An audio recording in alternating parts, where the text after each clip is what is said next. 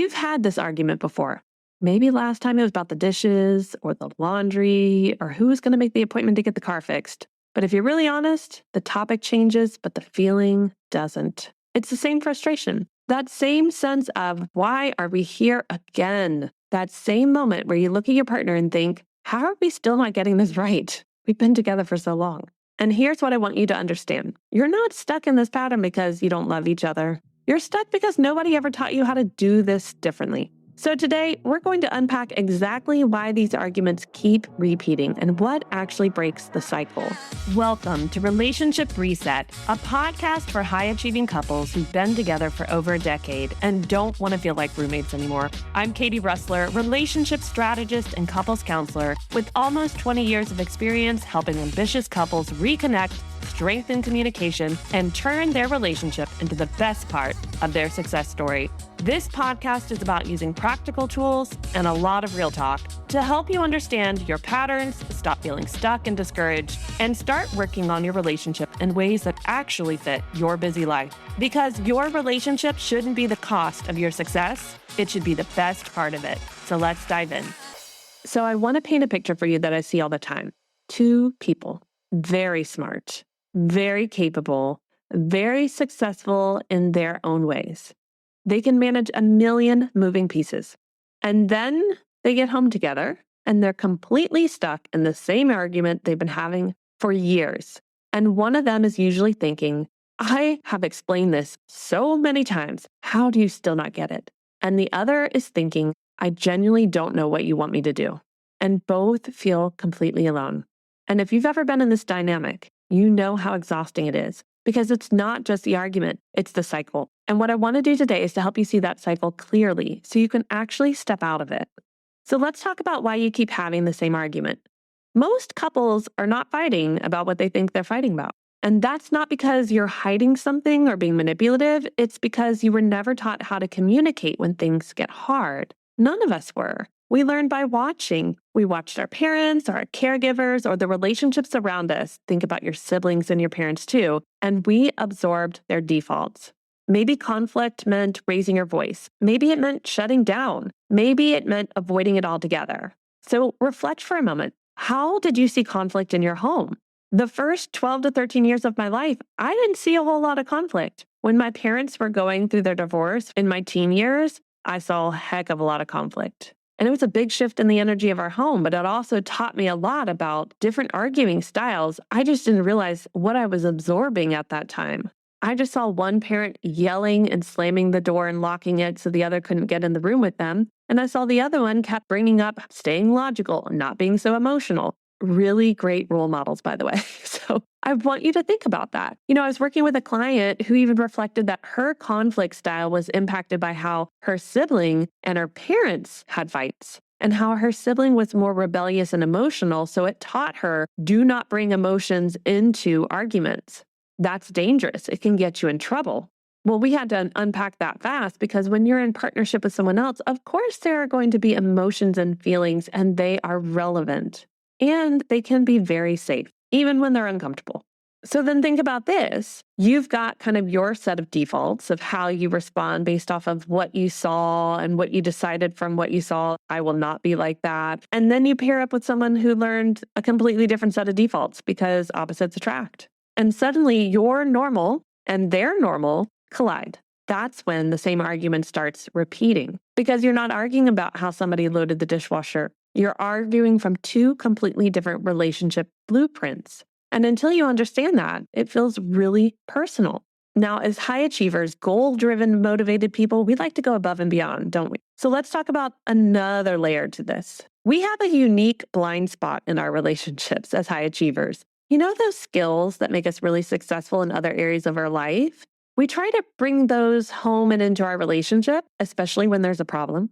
And that does not work. For example, at work, when there's a problem, what do you typically do? You might analyze it, you try to fix it, optimize it. You might be more direct in your communication. But in a relationship, your partner doesn't want a solution first. They want connection first. They want to be listened to and validated for what they're feeling. And this is where things go sideways because one of you is trying to solve the problem Okay, just tell me what you want me to do differently. And the other is thinking, I don't want a solution. I want you to understand me. Just finally really see me. And now we're stuck. This is something I talk about a lot in my work. The idea that we're trying to apply logic to something that is fundamentally emotional. And now we're stuck because the skills that make us successful in certain areas of our life will not be so helpful in our relationship in building connection and handling arguments.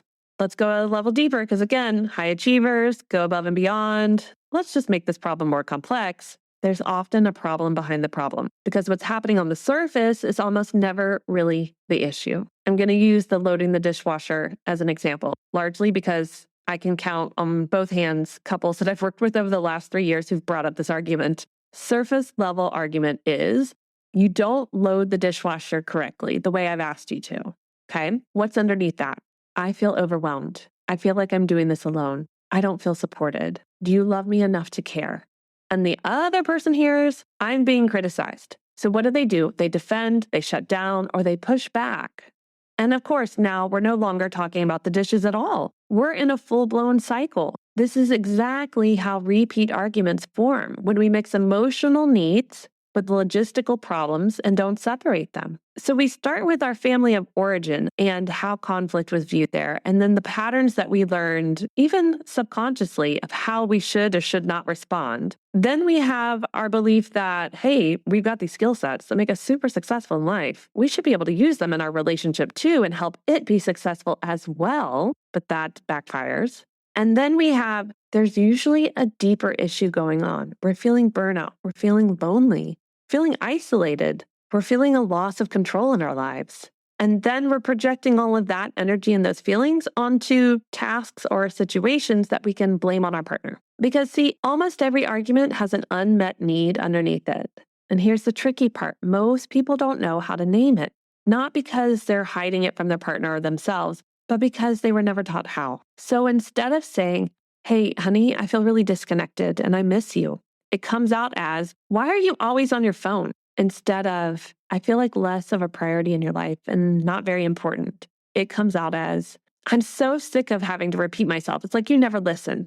And the moment it comes out that way, that second way, your partner hears an attack. And when we feel attacked, all of us, our nervous system goes straight into protection mode. This is where you see things like defensiveness, criticism, passive aggressiveness, or even stonewalling, just completely shutting down. And now, in the cycle, both people are reacting instead of actually hearing each other. So we've looked at the trees. Now let's zoom out and look at the forest. You've got two people with different learned defaults, trying to solve emotional problems with the skill sets that make them successful in other areas of their lives, expressing unmet needs in ways that sound like criticism, and triggering each other's defense systems. Of course, the argument repeats. That forest is on fire because nothing in that system is actually resolving the core issue. And that is where I want to normalize something really important for all of us. Disharmony, the arguing in a relationship, is not the problem. Every healthy relationship goes through the cycle. You've heard me talk about it, a disconnect or disharmony, and then we usually repair, and then we feel connected again in that harmony. The issue is not that you argue. It's that the repair isn't happening effectively. So the same argument just comes back again and again and again. The couples I work with struggle to repair after they have problems. They're not sure exactly what to do because that was not role modeled for them. And let's be honest, the way that we break this cycle is not a weekend away, a vacation, one really deep, long 5-hour honest conversation, or just hoping it will get better. What breaks the cycle is a skill that you practice repeatedly, just like anything else you've ever gotten good at. And here's the part people don't actually expect. One person changing how they show up can shift the entire dynamic. You don't need your partner to change first. So stop pointing the finger at them and being like, if you would just do this, it would be easier for me to do that. Well, of course. However, they could point the finger and say the same to you. But I have worked with plenty of individuals who completely changed the outcome of their relationship and how they connect and communicate just by working on themselves and getting out of their own way of, well, I just always feel like it's all on me if I have to do this. Why is it always me who has to go first? Because you do. Because you are. So step up in that emotional leadership and be the best version of you and know that the system will change. Then, if you need to say, you know what, this relationship really isn't for me anymore, you walk away with the confidence that you truly were the person you wanted to be in that relationship. Okay, I'm going to get off that soapbox because I could stay on that one for a long time. I think often we outsource our ability to do the personal growth work that we need to and learn relationship skills that will improve all areas of our life onto our partner. Well, they're not doing it. Well, they're not taking the initiative, so I'm not going to. And it's a really horrible way to avoid the work you need to do.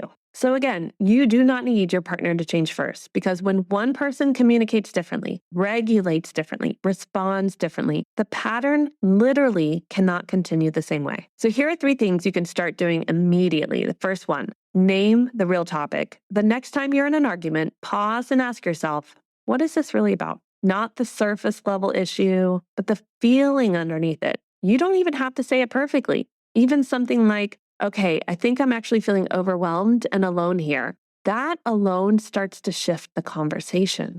But first, you got to be able to name it, which means you have to be self-aware that it's not actually about the dishes. Second, separate tasks from emotions. Please remember this. Not everything is a relationship issue. Some things are just management issues. Who's doing what? Who forgot what? Who's responsible for what? When we mix those with emotional hurt, everything escalates. So ask, is this about logistics or is this about connection? And address them separately. Okay, the third thing, slow down your reaction. Ooh, I know this is a hard one for many of us. When you feel triggered, when you feel that heat rising, I want you to take a pause. Take a breath. You know what? 3 breaths. Let's just all of us take 3 breaths, because your first reaction is usually your adaptive pattern, the old cycle kicking in. And it's often the exact thing that keeps the loop going. Slowing it down, even by a few seconds, can completely change the direction of a conversation. So try it. And here's your homework for this week. This is about you. I want you to sit down, pen and paper, and look at 1, how was conflict handled in your family? Or how wasn't it? How did it look with your caregivers? How did it look with your siblings? Conflict overall. How did you see it growing up? And what did you learn from that? Second, what are the skills that make you super successful in other areas of your life that you might be trying to bring into your relationship and it's not working? Hey, you know what one of mine is? I'm really good at teaching. But when I get into, quote, teach it mode with my partner, he hates it. Oh, it sets him off. So yeah, that's one of those skills that wow, it makes me super successful in other areas of my life, but actually hurts my relationship. So take an honest look at that. Then the third thing I want you to write down is, what are the feelings you're really having under the surface right now?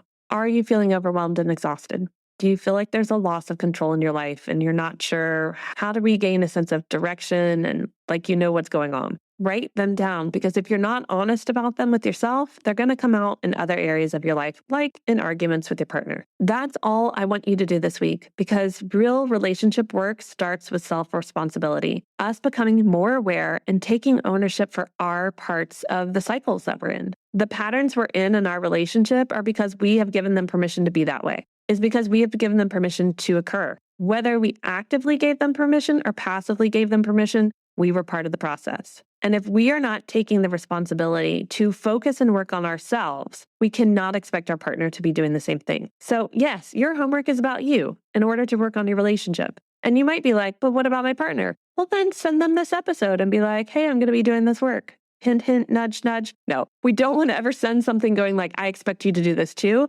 However, this is a great exercise for both of you to do in your own corners with your journals and pens, and then go, okay, we did that. Now share with me what you're learning. Not so I can take it apart and tell you, well, don't you think this? Or what about this behavior? But so I can learn with you what you're understanding about yourself. And you can learn with me what I'm understanding about me. Again, relationship work must have self-responsibility and self-awareness as a core component of it, or we're not going to get anywhere. Here's what I want you to take away from today's talk. You're not stuck in this cycle because your relationship has deep-seated problems. You're stuck in a pattern you were never taught how to change. And once you learn the skills to break out of those cycles, everything starts to shift. If hearing all of this resonated with you and you're ready to actually break these cycles, not just understand them, then I want to invite you to my 90-day communication reset. This is where we take these concepts and turn them into real practiced skills. step by step. You don't need your partner to be all in. You don't need everything to be perfect and aligned and our schedules to work out exactly so that you can do this work. You just need a starting point, and the 90-day communication reset might be that for you. Right now, there's an early bird registration fee until March 31st, and you can find the link in the show notes to learn more about what we'll be doing over the 90 days and how this program might be exactly what you've been looking for you and your partner to start shifting how you and your partner communicate with each other. Okay, everyone, as always, thank you for listening, and I'll see you next week. Before you go, I want to leave you with this. The effort you put into your relationship is one of the most important investments you'll ever make. How you communicate and grow together shapes your home, your leadership, and the example you set for the people around you. Relationship work is truly legacy work, and it quietly impacts more lives than we often realize. If this episode resonated, consider sharing it with someone you care about, a partner, a friend, or another couple who's building a full life and want their relationship to be the best part of it too. And if you're enjoying these conversations, make sure to follow or subscribe to Relationship Reset. Leaving a rating or review also helps this message reach more couples who are ready to grow with intention. I'll see you next week.